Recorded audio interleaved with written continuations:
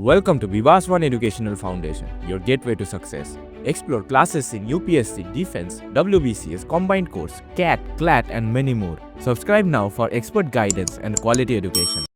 Hello everyone, welcome to you Vivaswan educational foundation. आप सभी का स्वागत है विवासवान एजुकेशनल फाउंडेशन के इस यूट्यूब चैनल में। तो आज हम देखेंगे इकोलॉजी में पूछे गए कुछ प्रीवियस ईयर में क्वेश्चंस जो कि इकोलॉजी से रिलेटेड है। चलिए एक एक करके स्टार्ट करते हैं। अगर आपको कोई भी क्वेश्चन समझ में ना आए तो आप ज़रूर कमेंट सेक्शन में कमेंट कीजिएगा, मैं उसको अच्छे से एक एक्सप्लेन करके एक और वीडियो बना दूंगा। Which the following is the primary source of energy in an ecosystem. एक इकोसिस्टम में सबसे प्राइमरी सबसे बेसिक सोर्स ऑफ एनर्जी क्या है? तो आप सभी को पता है कि सबसे बेसिक सोर्स ऑफ एनर्जी जो है वो सनलाइट है। तो बहुत ही आसान सा क्वेश्चन था जो कि एसएससी CGL 2017 में पूछा गया था। तो क्वेश्चन नंबर 1 का हमारा हो गया ऑप्शन सी। क्वेश्चन नंबर 2 पे चलते हैं। क्या बोला गया है इसमें? What is the main function of decomposer in an ecosystem. Ecosystem में डीकम्पोजर का मेन काम क्या है? तो ये एसएससी CHSL 2006 में पूछा गया था। तो इकोसिस्टम में डीकम्पोजर का मेन काम है break down dead organic matter. जो भी डेड ऑर्गेनिक मैटर्स है उनको तोड़ना, यही इकोसिस्टम में डीकम्पोजर का काम है। तो क्वेश्चन नंबर 2 का हमारा क्या आंसर हो गया? क्वेश्चन नंबर 2 का हमारा आंसर हो गया option B, that is break down dead organic matter, dead organic matter को तोड़ना। नेक्स्ट क्वेश्चन है question number 3, which of the following is an example of terrestrial ecosystem. इसमें से कौन सा टेरेस्ट्रियल इकोसिस्टम का एग्जाम्पल है? तो ये भी वाटर है, ये भी वाटर है और ये भी वाटर है। तो इसमें से एक ही है। एसएससी CGL 2008 में ये क्वेश्चन पूछा गया, तो आपको बड़ी आसानी से इसका आंसर मिल जाएगा कि एक ही है जो कि टेरेस्ट्रियल है, लैंड है, जो कि डिजर्ट। तो क्वेश्चन नंबर 3 का आंसर हो गया ऑप्शन सी। क्वेश्चन नंबर 4 पे चलते हैं। क्या बोला गया क्वेश्चन नंबर 4 पे? विच of the following is not. Not को हमेशा अंडरलाइन कीजिए। नॉट को अंडरलाइन करना अगर आप भूल जाएंगे तो आपसे गलती हो सकती है एग्जाम में और आपको प्लस मिलने की जगह माइनस मार्क्स मिल जाएगा। विच of the following is not an component of ecosystem. इसमें से कौन इकोसिस्टम का कंपोनेंट नहीं है? तो देखिए इकोसिस्टम का कंपोनेंट इसमें से कौन सा नहीं है, ये बोला जा रहा है। देखिए बायोटिक फैक्टर तो है, बायोटिक फैक्टर तो है, सोलर रेडिएशन भी है। गवर्नमेंट पॉलिसीज नहीं, गवर्नमेंट पॉलिसी इकोसिस्टम का फैक्टर नहीं है। तो क्वेश्चन नंबर 4 का आंसर हो गया ऑप्शन डी। क्वेश्चन नंबर 5 में चलते हैं। क्या बोला गया क्वेश्चन नंबर 5 में? Which trophic level do herbivore belongs to. इसमें से कौन से ट्रॉपिक लेवल से हर्बीवोर बिलोंग करते हैं? देखिए मैंने आपको इसको अच्छे से पढ़ाया था। कार्निवोर्स क्या होते हैं, हर्बीवोर्स क्या होते हैं primary consumer, secondary consumer, tertiary consumer, top consumer, इन सभी को मैंने डिटेल में पढ़ा रखा है। तो अगर अभी तक आपने इस चैप्टर के थ्योरी लेक्चर को नहीं देखा है तो मैं आपको रेकमेंड करूंगा कि एक बार आप जरूर जा करके थ्योरी लेक्चर को देख लीजिए, तब आपको ये सभी चीज़ें आसानी से समझ में आ जाएंगी। वैसे भी मैं हर एक बात को डिटेल में समझा रहा हूँ तो आपको समझ में आनी चाहिए। तो क्वेश्चन नंबर 5 का हमारा आंसर क्या हो जाएगा इसका? Primary consumer. प्राइमरी कंज्यूमर है कौन? हर्बीवोर है प्राइमरी कंज्यूमर। प्राइमरी प्रोड्यूसर कौन है? तो प्राइमरी प्रोड्यूसर है प्लांट्स। तो आपको इसमें एक कमेंट करना है, आप मुझे बताइएगा टर्सरी कंज्यूमर कौन है? टर्सरी कंज्यूमर कौन है? ठीक है, ये आपको एग्जांपल बताना है मुझे। क्वेश्चन नंबर 6 पे चलते हैं। क्वेश्चन नंबर 5 हो चुका है। Which of the following is N primary producer in an aquatic ecosystem. इससे पहले जो था वो टेरेस्ट्रियल का एग्जांपल था, अब जो है वो क्या है? एक्वाटिक का है। तो मैंने आपको टेरेस्ट्रियल भी करा रखा है और मैंने आपको एक्वाटिक भी करा रखा है, तो आपको दिक्कतें नहीं होनी चाहिए। फाइटोप्लैंक्टन जो है वो प्राइमरी प्रोड्यूसर है एक्वाटिक इकोसिस्टम का और प्राइमरी कंज्यूमर है जू प्लैंक्टन। प्रोड्यूसर है फाइटोप्लैंक्टन, क्योंकि फाइटोप्लैंक्टन को ही जू प्लैंक्टन खा जाते हैं। तो फाइटो को जू प्लैंक्टन ने खा लिया, तो जू प्लैंक्टन बन गया प्राइमरी कंज्यूमर और ये बन गए प्राइमरी प्रोड्यूसर। तो मैंने इन सभी चीज़ों को डिटेल में करवा रखा है वीडियो लेक्चर में। थ्योरी लेक्चर को आप लोग प्लेलिस्ट को फॉलो करके जरूर देख लीजिए। क्वेश्चन नंबर 6 का हमारा आंसर हो गया ऑप्शन ए। क्वेश्चन नंबर 7 पे चलते हैं। क्वेश्चन नंबर 7 क्या बोला गया है? Which gas is primarily responsible for the green house effect. इनमें से कौन सा गैस है जो ग्रीन हाउस इफेक्ट के लिए मेनली रेस्पॉन्सिबल है? तो ग्रीन हाउस इफेक्ट के लिए मेनली रेस्पॉन्सिबल है कार्बन डाइऑक्साइड। तो क्वेश्चन नंबर 7 का हमारा आंसर हो गया option C, green house carbon dioxide is primarily responsible for green house effect. Question number 8 पे चलते हैं। क्या बोला गया क्वेश्चन नंबर 8 पे? विच of the following ecosystem has an highest rate of primary productivity highest rate इसमें से कौन सा है? तो मतलब सबसे ज़्यादा प्राइमरी प्रोडक्टिविटी कहाँ देखा जाता है? ओशन में देखा जाता है कि डेजर्ट में कि रेन फॉरेस्ट में या कहाँ पर? तो रेन फॉरेस्ट में सबसे ज़्यादा प्राइमरी प्रोडक्टिविटी देखा जाता है, क्योंकि यहाँ पर मीन एनुअल प्रेसिपिटेशन ज़्यादा होने के कारण वहाँ पर बारिश ज़्यादा होती है और प्रोडक्टिविटी भी ज़्यादा होती है। क्वेश्चन नंबर 9 पे चलते हैं। क्या बोला गया क्वेश्चन नंबर 9 पे? Which cycle is responsible for movement of water through an ecosystem. कौन से साइकिल से वाटर मूव होगा इकोसिस्टम से? तो वाटर साइकिल। बहुत ही आसान सा क्वेश्चन, बहुत ही आसान सा आंसर ऑप्शन बी होगा। वाटर साइकिल से मूवमेंट होगा वाटर का थ्रू एन इकोसिस्टम। अच्छा, नेक्स्ट क्वेश्चन है क्वेश्चन नंबर 10। क्या बोला गया है, which of the following is not an renewable source of energy. Renewable source of energy नहीं बोला गया है, मतलब एक ही बात है, एनर्जी का non renewable source of energy कौन है जिसको आप रिन्यू नहीं कर सकते हैं, जो एक बार अगर गया तो गया। तो कोयला एक non renewable source of energy है। तो क्वेश्चन नंबर 10 का हमारा आंसर हो गया ऑप्शन सी। क्वेश्चन नंबर 11 पे चलते हैं। क्या बोला गया है, what is the term for the organism that obtain energy by consuming other organism. जो ऑर्गेनिज्म एक ऑर्गेनिज्म को खा करके एनर्जी को विड्रॉ करते हैं, एनर्जी को लेते हैं, उनको क्या बोला जाता है, तो उनको बड़े आसान शब्दों में कंज्यूमर बोला जाता है। तो क्वेश्चन नंबर 11 का हमारा आंसर हो गया ऑप्शन बी। क्वेश्चन नंबर 12 क्या बोला गया है, क्वेश्चन नंबर 12 में which of the following is an example of aquatic ecosystem. इसमें से कौन से एग्जाम्पल है एक्वाटिक इकोसिस्टम का, सॉरी डेजर्ट मार रहा हूँ मैं, पोंड है एक्वाटिक इकोसिस्टम का एग्जाम्पल, बाकी सब तो आपको दिख ही रहा है कि वो लैंड में होते हैं। तो क्वेश्चन नंबर 12 का हमारा आंसर हो गया option B, that is pond. Question number 13 क्या है इसमें, which biomes is a characterized by very low temperature and permafrost. मतलब इसमें से कौन सा बायोम में सबसे कम टेम्परेचर होता है, तो टुंड्रा बहुत ही ठंडा इलाका है, आपको पता है, तो इसमें टेम्परेचर सबसे क्या होगा, कम होगा। क्वेश्चन नंबर 13 का हमारा आंसर क्या हो गया, ऑप्शन सी हो गया। क्वेश्चन नंबर 14 में क्या बोला गया है, विच nutrient cycle is most affected by deforestation. जंगलों के काटने की वजह से कौन सा न्यूट्रिएंट साइकिल सबसे ज़्यादा अफेक्ट होगा। तो जंगल अगर कट जाते हैं तो कार्बन डाइऑक्साइड का मात्रा बढ़ जाएगा, तो कहीं ना कहीं कार्बन साइकिल जो है अफेक्टेड होगा जंगलों के काटने के वजह से। नाइट्रोजन भी हो सकता है मगर कार्बन मेन होगा। Which of the following is an example of detritivores. Detritivores का एग्जाम्पल इसमें से कौन है, डिट्रीवोर्स मतलब जैसे हो गए अर्थवॉर्म वगैरह जो खाने को तोड़ देते हैं, और इसको मैंने डिटेल में एक बार करवा रखा है। तो क्वेश्चन नंबर 15 का हमारा आंसर हो गया अर्थवॉर्म। क्वेश्चन नंबर 16 पे चलते हैं। क्या बोला गया क्वेश्चन नंबर 16 पे, which term describe a species that has a major impact on ecosystem. ये कौन सा एक स्पीसीज को डिस्क्राइब कर रहा है जो इकोसिस्टम में एक मेजर इम्पैक्ट करता है। तो देखिए की स्टोन स्पीसीज जो कि मेन स्पीसीज होता है, अगर ये गायब हो जाए तो बहुत ज़्यादा इकोसिस्टम में ये इनस्टेबिलिटी ला देता है। तो इसका आंसर क्या होगा, की स्टोन स्पीसीज। क्वेश्चन नंबर 16 का option B, keystone species. Question number 17, what is the role of nitrogen fixing bacteria in an ecosystem. Nitrogen fixing bacteria का काम क्या है इकोसिस्टम में। तो देखिए नाइट्रोजन फिक्सेसिंग बैक्टीरिया आपको जैसे कि नाम से ही पता चल रहा होगा कि ये क्या करते हैं, ये नाइट्रोजन को फिक्स करते हैं, और ये क्या करेंगे, ये नाइट्रोजन गैस को कन्वर्ट करते हैं अमोनिया में। ये क्या करते हैं, nitrogen gas converted into ammonia, convert nitrogen into ammonia, सही बात है। क्वेश्चन नंबर 17 का हमारा आंसर ए ही सही हो गया। क्वेश्चन नंबर 17 का आंसर है कि ये नाइट्रोजन को कन्वर्ट करेगा क्या में, अमोनिया में। क्वेश्चन नंबर 18 पे चलते हैं। क्या बोला गया question number 18, which of the following is an example of mutualism. मैंने म्यूचुअलिज्म दो बार पढ़ा रखा है, इकोसिस्टम में पढ़ा रखा है, और आने वाले लेक्चर में आप लोगों को ऑर्गेनिज्म एंड पॉपुलेशन में भी समझने को मिलेगा। म्यूचुअलिज्म में क्या होता है, दो स्पीसीज होते हैं, मान लेता हूँ एक स्पीसीज ए है और दूसरा है स्पीसीज बी, और दोनों स्पीसीज को फ़ायदा होता है क्योंकि इन लोगों ने म्यूचुअली अपने आप को इंटरेक्ट करवाया है एक दूसरे से, तो दोनों स्पीसीज को क्या होता है, फ़ायदा होता है। इसमें से सबसे अच्छा एग्जांपल यहाँ मुझे जो दिख रहा है, क्लाउन फिश एंड सी एनेमोन। सी एनेमोन के पास स्टिंगिंग टेंटिकल्स होते हैं, उससे क्या होता है कि जहरीले अगर उसको कोई खाने आए तो वो उसको अपने टेंटिकल से मार करके जहर पॉइजन दे देता है, जिससे वो उसकी मौत हो जाती है या फिर वो कमज़ोर हो जाता है। तो सी एनेमोन के टेंटिकल ऐसे दिखने में ऐसा होता है, मैं आपको दिखा देता हूँ।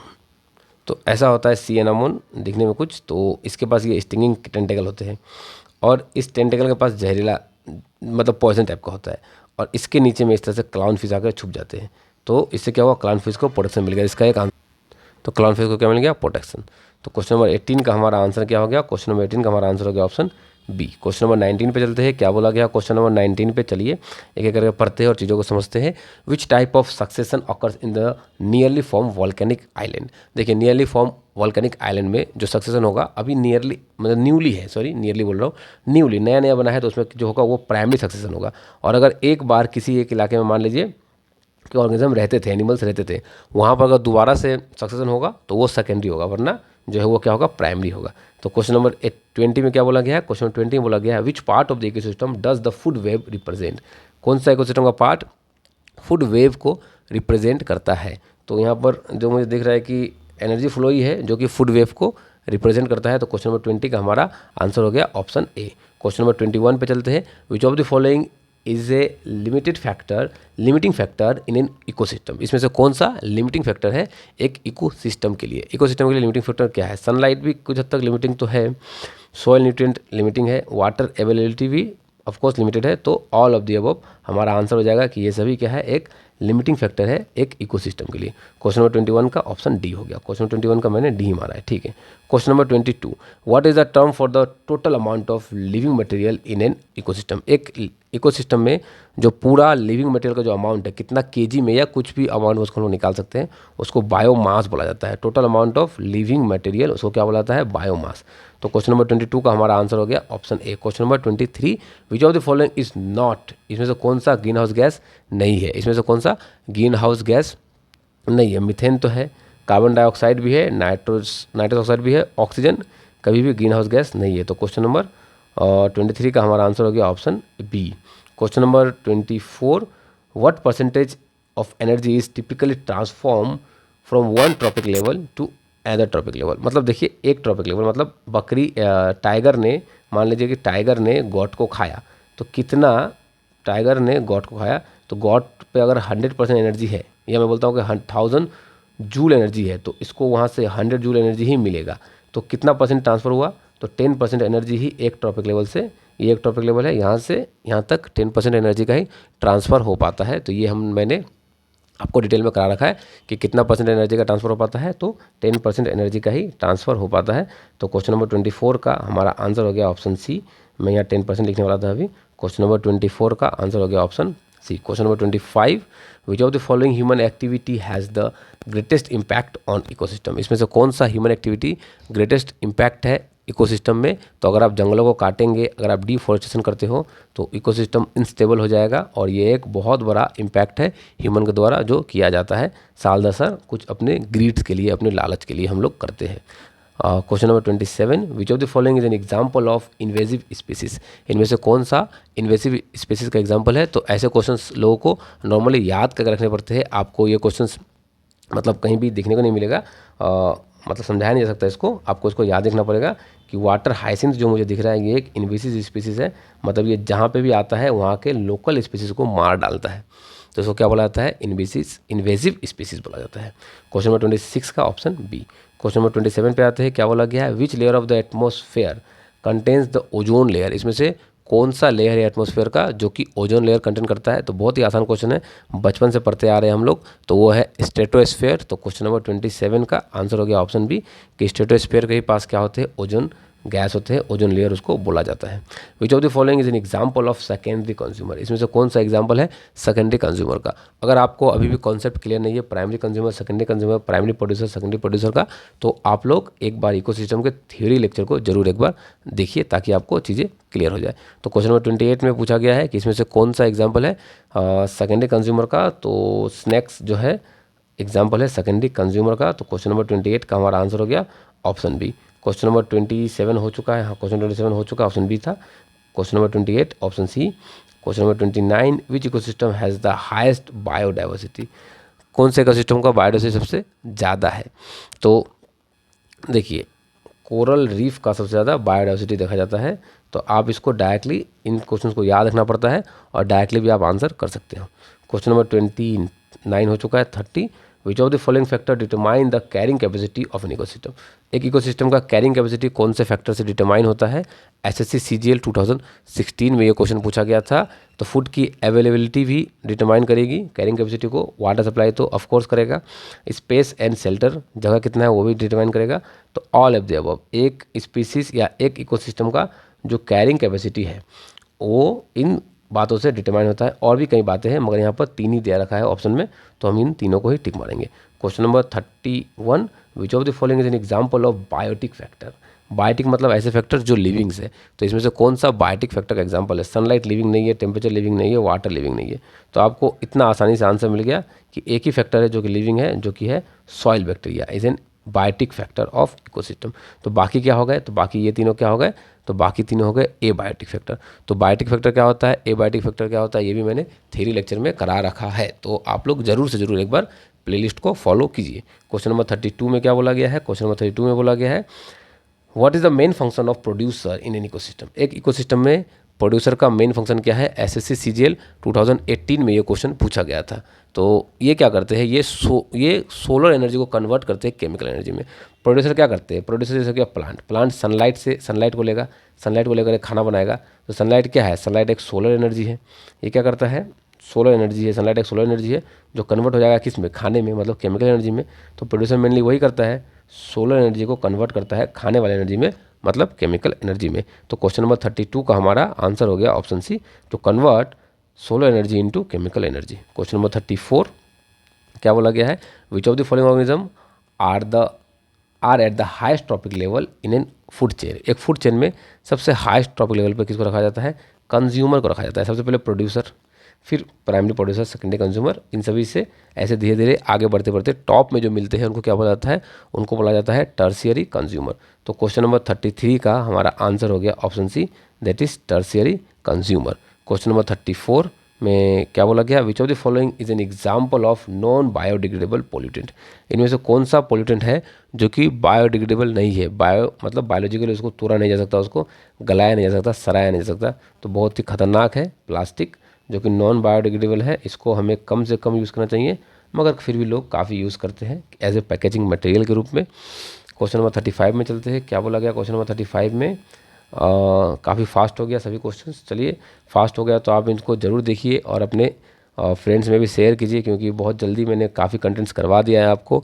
तो अगर आपने इन कंटेंट्स को देख रखा है तो आप पक्का साइंस में जो भी आने वाले एग्जामिनेशंस है, चाहे वो आरआरबी एनटीपीसी हो, एसएससी सीजीएल हो, सीएचएसएल हो, एमटीएस हो, या कोई भी कॉम्पिटिटिव एग्जामिनेशंस हो, उसमें आप साइंस में अच्छा करोगे अगर आपने इन लेक्चर्स को देखा है और अच्छे से क्वेश्चंस को अटेम्प्ट करा है। तो क्वेश्चन नंबर 35 में क्या बोला गया है, what is the term for the species that are found only in a specific geographical area.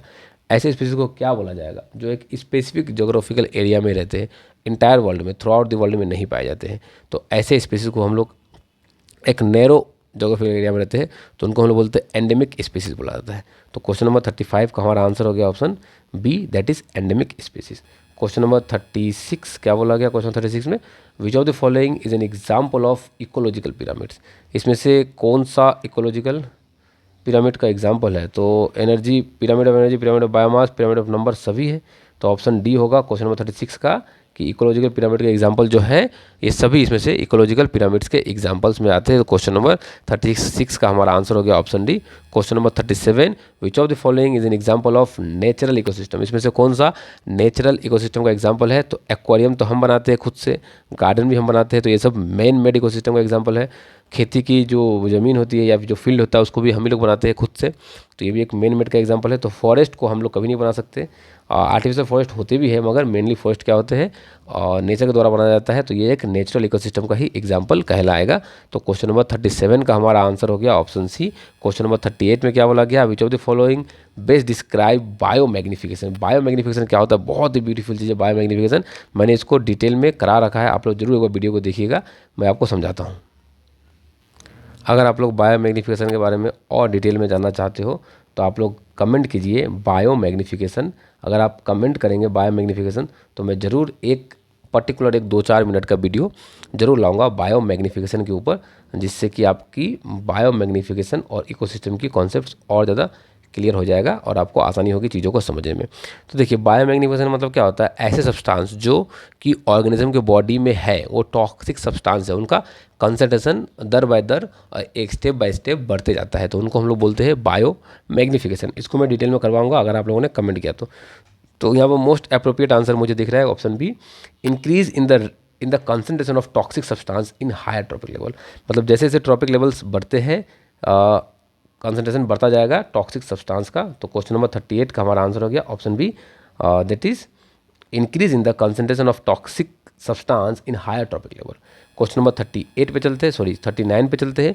Which of the following is the most stable ecosystem.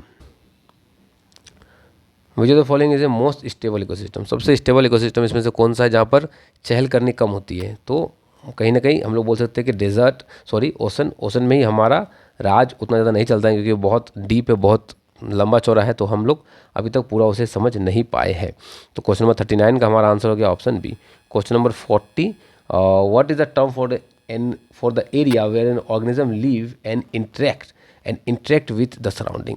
क्या टर्म है एक एरिया के लिए जहाँ पर ऑर्गेनिज्म रहते हैं और अपने सराउंडिंग से इंटरेक्ट करते हैं, तो उनको बोला जाता है हैबिटेट। तो क्वेश्चन नंबर 40 का हमारा आंसर हो गया ऑप्शन बी। मैंने निश क्या होता है ये भी बता रखा है, मैंने बायोम क्या होता है ये भी बता रखा है, बायोस्फीयर क्या होता है ये भी बता रखा है। तो अगर अभी तक आपने सभी लेक्चर्स को नहीं देखा है तो ज़रूर से ज़रूर एक बार सभी लेक्चर्स को प्लेलिस्ट से देख लीजिए। अगर वीडियो पसंद आई हो तो वीडियो को लाइक कर दीजिए और चैनल को सब्सक्राइब कर दीजिए। मिलते हैं नेक्स्ट वीडियो में। आप सभी का बहुत बहुत धन्यवाद। Thank you for learning with Vivas One Educational Foundation. For contents like this, follow us on Facebook and Instagram today.